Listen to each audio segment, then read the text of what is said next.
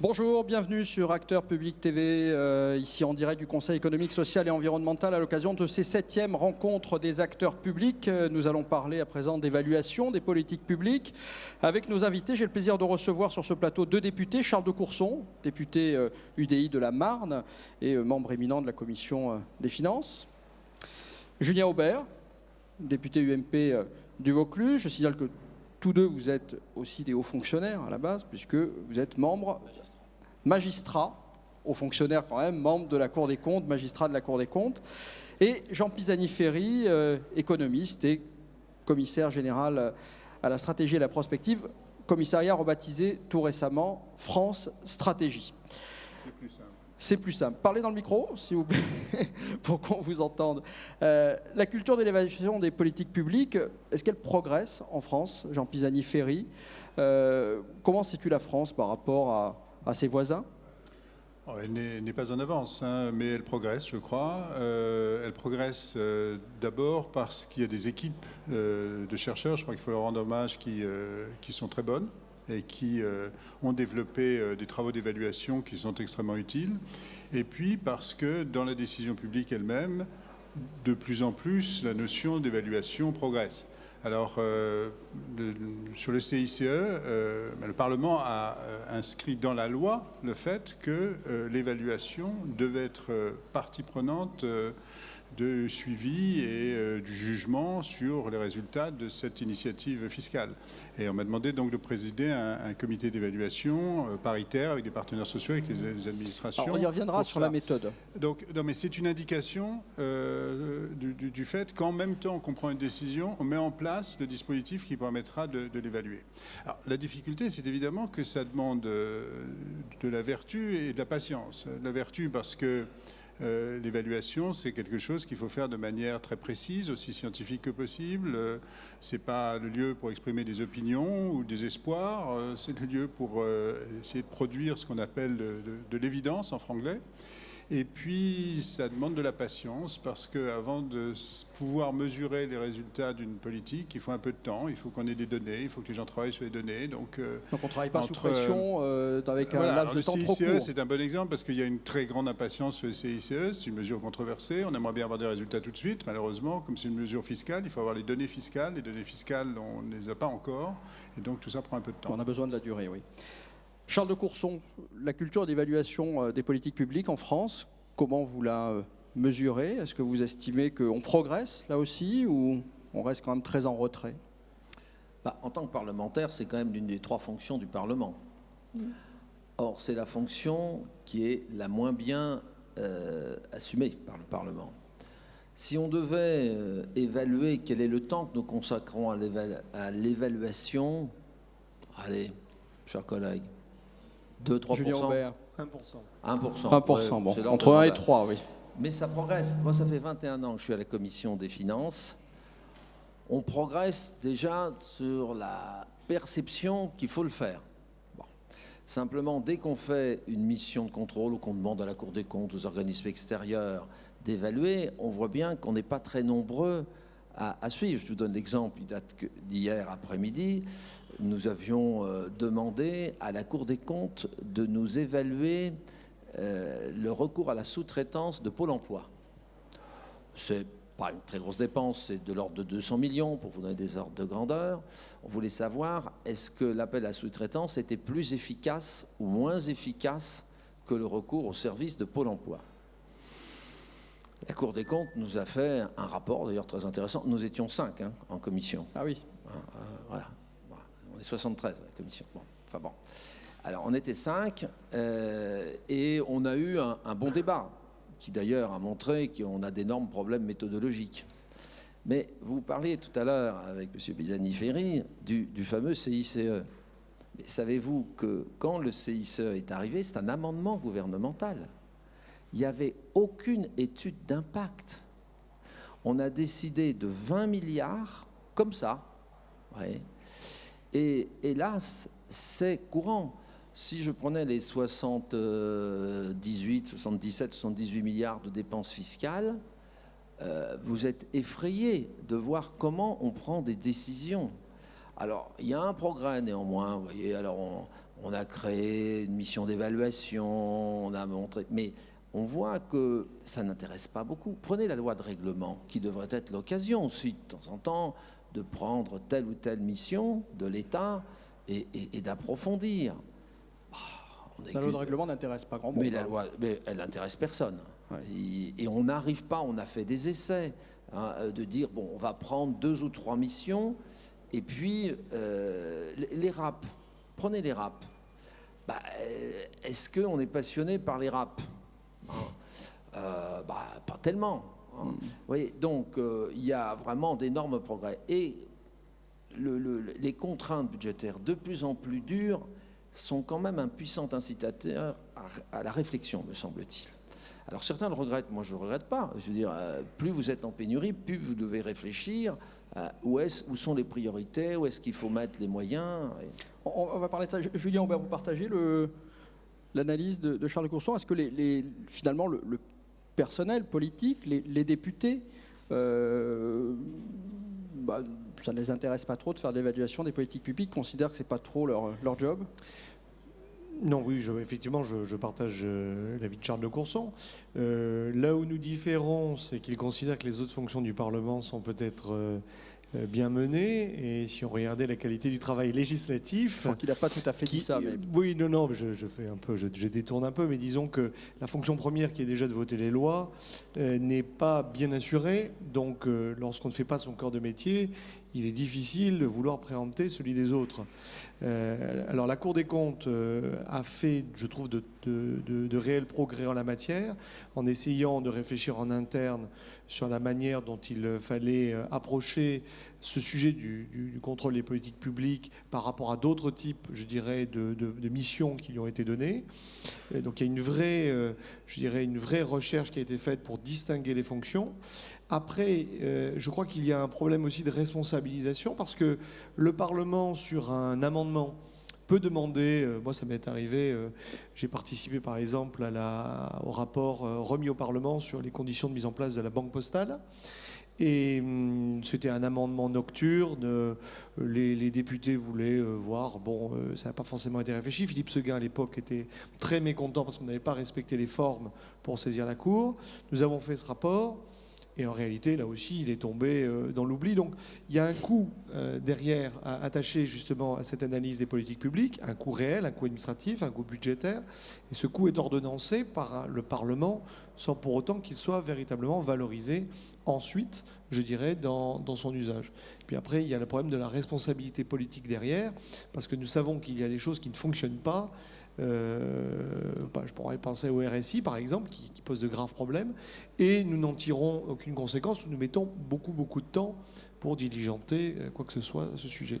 Jean Pisani-Ferry, qui est le mieux à même aujourd'hui en France mener une évaluation des politiques publiques? On dit que le Parlement devrait le faire, il ne le fait pas forcément.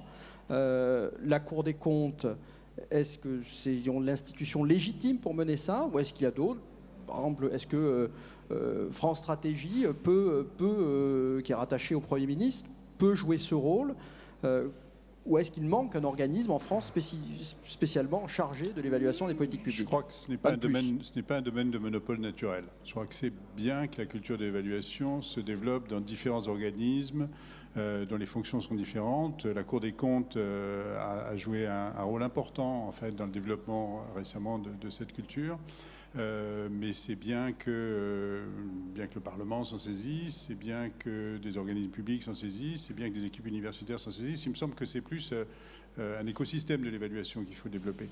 Alors je vais revenir cependant sur un point qui est la distinction entre l'évaluation avant de voter la loi et l'évaluation après avoir mis en place un dispositif. Alors avant, c'est très souhaitable. Mais évidemment, on se heurte toujours à ce moment-là à une impatience très grande de mettre en application une mesure sur laquelle on s'est fait élire, sur laquelle qu'on veut mettre en œuvre parce qu'elle semble être la bonne réponse à une situation d'urgence. C'est très difficile de contraindre sur ce plan-là. Alors, ce qu'on pourrait faire, ce serait développer plus l'expérimentation. Et ça, c'est quelque chose qui est constitutionnellement possible en France, à condition que ce soit pour une durée limitée, mais qui est très peu utilisé. Ça a été utilisé pour le RSA et encore dans des conditions limites en termes de durée. Mais il y a des tas de sujets pour lesquels on se bat depuis des dizaines d'années sur le fait de savoir qu'est-ce qui marche, qu'est-ce qui ne marche pas. On pourrait dire, voilà, on va prendre des villes témoins qui sont très semblables pour toutes sortes de raisons, et puis on va introduire une gestion différente, par exemple, sur tel ou tel dispositif social, ou sur tel ou tel en matière de logement, et on va expérimenter, et on va tirer les conséquences. Évidemment, si on fait ça, il faut s'assurer qu'on peut vraiment tirer les conséquences, donc on s'est entouré de tous les protocoles pour ça.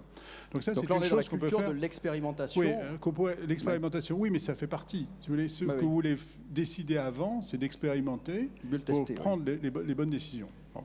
Alors ensuite, il faut prendre le temps qu'effectivement, on puisse en tirer les conséquences.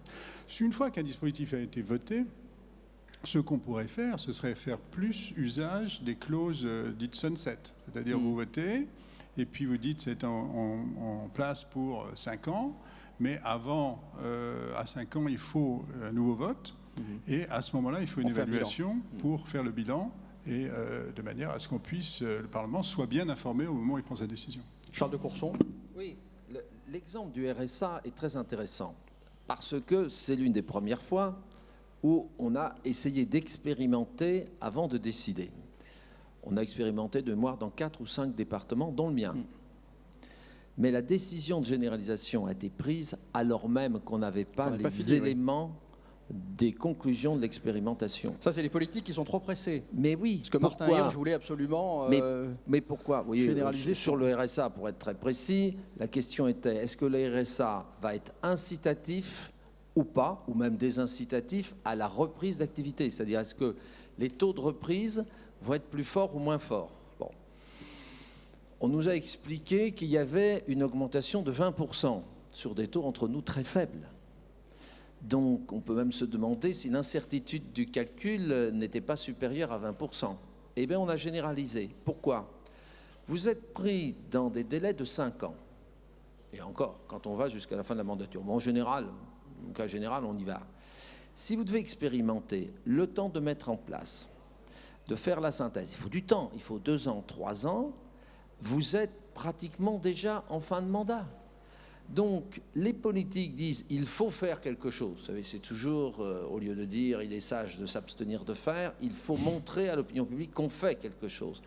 Et donc, ces idées pleines de bon sens, expérimentons et après généralisons ce qui réussit, eh bien, hélas, c'est pas comme ça que ça marche. Donc, même le RSA, qui était un cas quand même intéressant, ça n'a pas marché comme ça. Je vais vous prendre un autre exemple. Le crédit d'impôt recherche. C'est un sujet très amusant parce que tous les groupes politiques sont pour, en disant c'est très bien pour une fois qu'on ne jette pas en l'air l'argent public. Mais quand on a fait, dans un groupe d'ailleurs de toute sensibilité, qui sont arrivés d'ailleurs à des conclusions communes, il n'y a pas eu de différence d'appréciation dans les différents courants politiques, on a posé, quand ils sont venus en commission, nos collègues nous rendre compte, on leur a dit, mais les amis, est-ce que ça a permis d'augmenter la dépense de recherche? Ben, vous savez que le pourcentage de la recherche est resté stable. Alors ils nous ont dit, ça a empêché la chute. Vous voyez, oui, d'accord. Mais, vous voyez, parce qu'on a le problème par rapport à quoi? Donc, on a des problèmes méthodologiques considérables. Hier, on discutait de l'évaluation, je vous racontais, des 200 millions de sous-traitance de Pôle emploi. Alors, le Cour des comptes a fait un rapport extrêmement subtil, d'ailleurs, en disant qu'il n'y a pas, du point de vue des performances, d'amélioration sensible, mais que ça permet de pallier certaines absences dans des créneaux assez spécialisés, et donc c'est plutôt pour, mais que ça doit être mieux cadré. Alors j'ai pris la parole, j'ai dit, mais écoutez mes chers collègues, je voudrais comprendre. Donc les performances sont moins bonnes, mais est-ce que le coût est plus élevé ou moins élevé que si c'était Pôle emploi qui le faisait? Alors là, j'en sais rien, oui. Discussion. Mais non, mais le problème c'est qu'on connaît les coûts d'intervention, puisqu'il y a des contrats, quand on sous-traite. Mais quel est le prix de revient des interventions de Pôle emploi? Ils ont comparé sur les coûts marginaux. Mais je dis, attendez, il faut aussi tenir compte des coûts de structure, puisque vous avez les coûts de structure de l'autre côté. Sinon, comment les entreprises gagneraient leur vie? Ouais, alors, on est rentré dans un débat. En fait, on ne sait pas très bien. Donc, je prends ce petit exemple qui montre que, du point de vue de la méthodologie, on a quand même de grands progrès aussi à faire. Que la réponse, elle n'est pas si évidente. Un point, parce que le débat quand même poursuit et le temps tourne. On sait qu'il y avait une ambition d'évaluation des politiques publiques en 2007 avec la RGPP. C'était l'ambition initiale de la RGPP. Ensuite, ça s'est plutôt transformé en des regroupements d'administration, également des baisses d'effectifs de la fonction publique. En 2012, l'actuel gouvernement a mis en place la MAP, la modernisation de l'action publique, avec aussi l'ambition de passer en revue toutes les politiques publiques. Là, il semblerait que ce soit un peu au point mort. Julien Aubert, est-ce qu'on arrivera à évaluer toutes ces politiques publiques? Est-ce que surtout,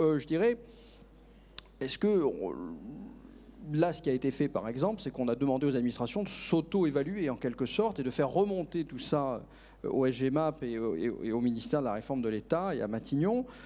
On voit bien que ça a échoué. Est-ce qu'il y a une méthode pour évaluer les politiques publiques et est-ce qu'on peut aller au-delà du champ de l'État et aller aussi, parce que c'est ce qui est souhaitable, c'est ce que demande aussi la Cour des comptes d'une certaine manière, d'aller aussi dans le champ social?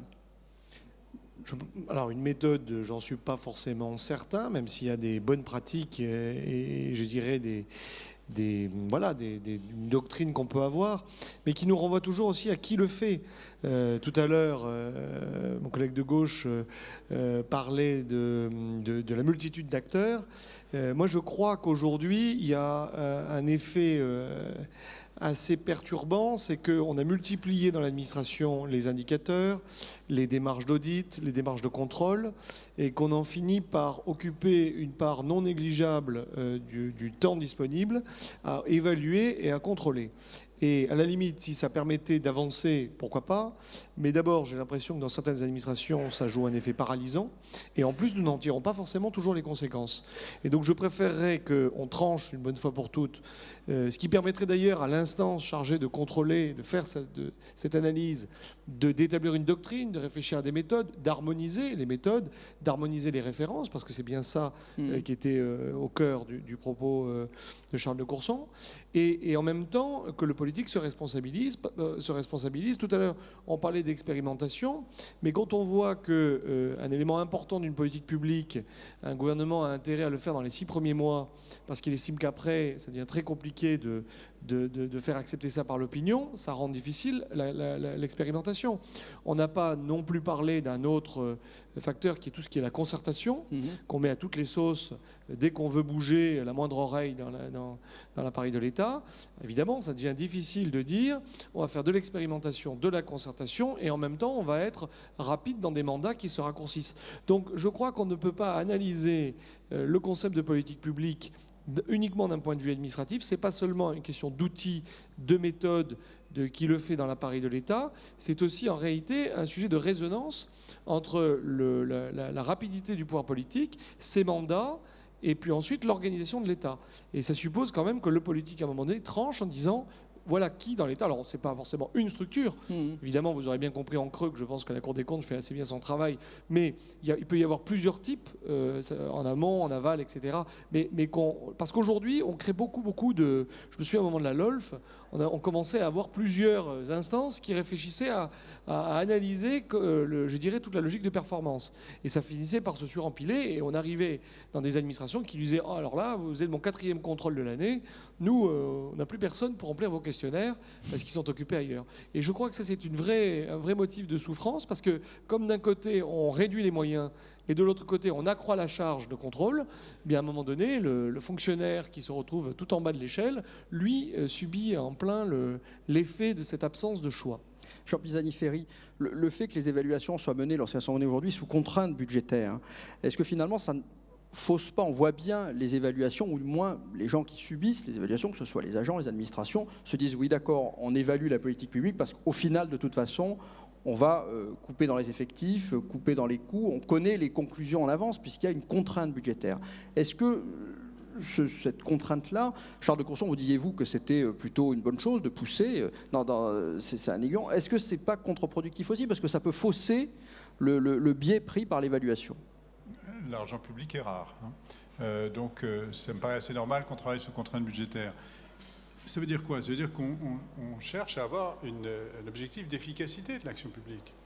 L'efficacité, ça se mesure par la minimisation des coûts, mais ça se mesure aussi par le fait qu'une politique atteint ses objectifs. La première question, c'est quand même, est-ce qu'une politique atteint ses objectifs? On a quand même beaucoup de politiques qui sont en place depuis longtemps, qui n'atteignent pas leurs objectifs, ou qui visent trop large, ou qui ont des effets pervers. On peut ne pas atteindre les objectifs parce que les moyens n'ont peut-être pas été... donc on peut envisager aussi que lorsqu'on évalue une politique publique, eh bien, elle ne marche pas parce qu'il n'y a pas assez de moyens. Est-ce que la contrainte budgétaire ne bloque pas? En général, vous avez X milliards, vous devez faire le meilleur usage, c'est X milliards. Hein. Donc c'est quand même ça la question à la base qui est posée. Et c'est cette question à laquelle l'évaluation vise à répondre. Et l'évaluation, en fait, on a développé des techniques qui permettent de mesurer, de surmonter le fait de savoir à quoi est-ce qu'on compare. Hein. Alors, on cherche en général des comparateurs qui sont extrêmement proches sur toute une série de caractéristiques, sauf sur le point particulier de la mesure qu'on cherche à évaluer. Parce que la mesure ne couvre pas absolument tout le monde, ou parce qu'elle est mise en œuvre à certains moments. L'exemple typique, c'est le fameux exemple de la taille des classes. Lorsqu'on s'est aperçu que lorsqu'on dédouble les classes, on passe brutalement de 30 élèves par classe à 15 élèves par classe. Et à ce moment-là, on a une mesure, parce que la classe, c'est la même. La classe d'à côté n'a pas dédoublé. Et on a la mesure exacte de l'effet de passer à 15 élèves par classe. C'est ce type de technique qu'on essaie de généraliser. Et il me semble que c'est parfaitement possible. Et quant à l'objection politique, n'oublions quand même pas que nous ne sommes pas la seule démocratie et qu'il y a un certain nombre de démocraties qui pratiquent très bien l'évaluation. Et que je sache, les dictatures ne sont pas bien meilleures de ce point de vue-là.